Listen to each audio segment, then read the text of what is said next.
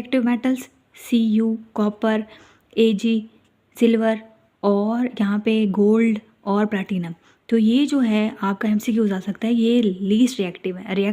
अस्सलाम वालेकुम बच्चों, क्या हाल चाल? यकीनन ठीक होगा। आज हम स्टार्ट करेंगे properties of acids and bases. Start करने से पहले मेरे चैनल को सब्सक्राइब कर दें, वीडियो अच्छी लगे तो लाइक कमेंट शेयर ज़रूर कर दें और एंड पे हम नोट्स भी शेयर करेंगे। चलिए स्टार्ट करते हैं properties of acids and base. Properties of acid and base very depending upon the substance they react. अब प्रॉपर्टीज़ डिपेंड करती हैं किस चीज़ के साथ वो रिएक्शन कर रहे हैं, वो एसिड है बेस है, किसके साथ रिएक्शन कर रहे हैं, आप प्रॉपर्टीज़ उस पर डिपेंड करेंगे। फॉर एग्जाम्पल एसिड रिएक्ट करें मेटल के साथ टू प्रोड्यूस हाइड्रोजन गैस। आप जब भी एसिड रिएक्शन करेंगे मेटल के साथ हाइड्रोजन गैस निकलेगी, लेकिन बेस ऐसा नहीं करती, वो रिएक्शन करती नहीं है मेटल के साथ। तो ये MCQ आ सकता है। Acid give the following 3 types of reactions, 3 किस्म के रिएक्शंस देंगे। पहला है विद अल्कलीज और मेटल ऑक्साइड्स। अल्कलीज जो ग्रुप 2 वाले थे, मेटल ऑक्साइड्स पीछे हम पढ़ चुके हैं। मेटल जब ऑक्सीजन के साथ रिएक्शन करती हैं तो वो ऑक्साइड्स बनाते हैं, मेटल ऑक्साइड्स। अब हमारे पास है 2NH3 HNO3 है, 2NH HNO3 nitric acid HNO3 reaction कर रहे हैं कैल्शियम ऑक्साइड के साथ, मेटल ऑक्साइड के साथ। कैल्शियम मेटल है, ऑक्सीजन ऑक्साइड है, तो ये क्या है? Calcium oxide. जब इसने रिएक्शन किया तो होगा क्या, ये देखें Ca इसके साथ चला जाएगा NO3 के साथ, और H जो है वो इस O के साथ चलेगा, तो ये H2O निकलेगा और CaNO3 ट्वाइस। H2SO4 है हमारे पास, सल्फ्यूरिक एसिड है, इसने क्या हुआ? पोटेशियम हाइड्रोक्साइड के साथ रिएक्शन किया है। अब यहाँ पे देखें H2SO4 के साथ रिएक्शन हुआ है पोटेशियम हाइड्रोक्साइड, तो पोटेशियम हाइड्रोक्साइड यहाँ पे K जो है यहाँ जाएगा SO4 के साथ और वाटर यहाँ पे निकलेगा। यहाँ पे विद रिएक्टिव मेटल्स, दूसरा इसका रिएक्शन है जब ये रिएक्टिव मेटल के साथ करेगा। रिएक्टिव मेटल्स कौन सी होती हैं? Magnesium, zinc. रिएक्टिव मेटल्स का मतलब ये होता है जो कि जल्दी से रिएक्शन कर जाती हैं।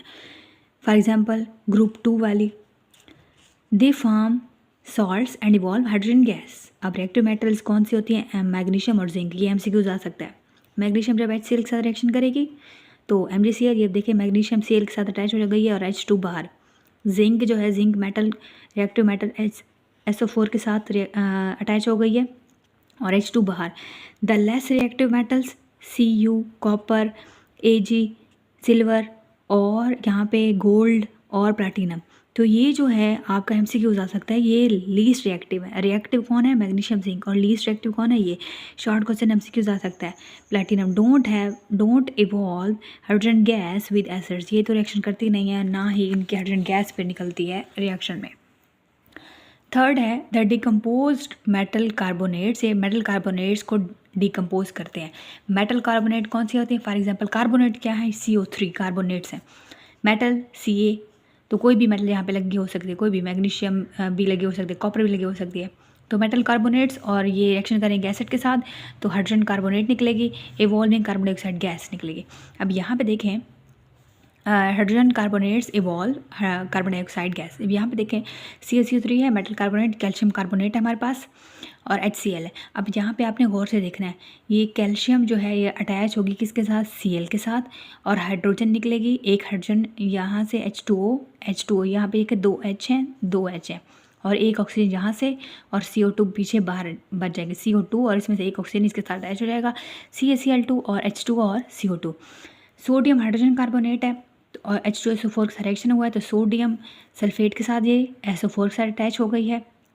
अब ये H2 यहाँ से कार्बन और ऑक्सीजन से एक और ऑक्सीजन निकलेगा और H2O अलग, और यहाँ पे पीछे कार्बन डाइऑक्साइड गैस बच जाएगी। तो ये अच्छा, यहाँ पे देखें properties of base. In already mention alkalis are those bases which are soluble in water. Alkalis जो हैं ऐसी बेसिस हैं जो कि सॉल्युबल हो सकती हैं पानी के अंदर। एग्जांपल ऑफ अल्कलीज कौन सी हैं? Sodium hydroxide, potassium hydroxide, calcium hydroxide. Sparingly हल्के से थोड़े से सॉल्युबल हैं पानी के अंदर, जबकि Cu copper OH2 insoluble. MCQ आ सकता है, शॉर्ट क्वेश्चन आ सकता है।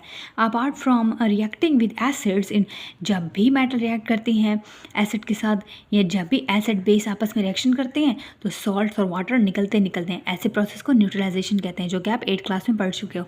Alkalis also react with ammonium salts के साथ और लिबरेट करती है अमोनियम गैस। NaOH अल्कली है, HCl के साथ रिएक्शन किया है तो NaCl। अब यहाँ पे एक NaOH है, Na इसके साथ Cl के साथ गया और H2O अलग। COH2 H2SO4 Ca जो है SO4 के साथ आया, H2O बाहर। COH ट्वाइस अगर NH4Cl के साथ है तो ये जो हमारे पास है Ca ये Cl के साथ अटैच होगा, पीछे हमारे पास H2O बचेगा और NH3। NaOH ट्वाइस NaOH जब इसके साथ रिएक्शन करेगा तो NaNO3, ये देखें Na इस NO3 के साथ और पीछे फिर NH3 और H2O हमारे पास बच जाएगा। ये बहुत आसान है, इसको एक बार पढ़ लीजिएगा। कोई बात समझ रहा है पूछ सकते हैं कमेंट में। अपना बहुत सारा ख्याल रखिएगा। मिलते हैं नेक्स्ट लेक्चर में। Thank you so much. अल्लाह हाफिज़।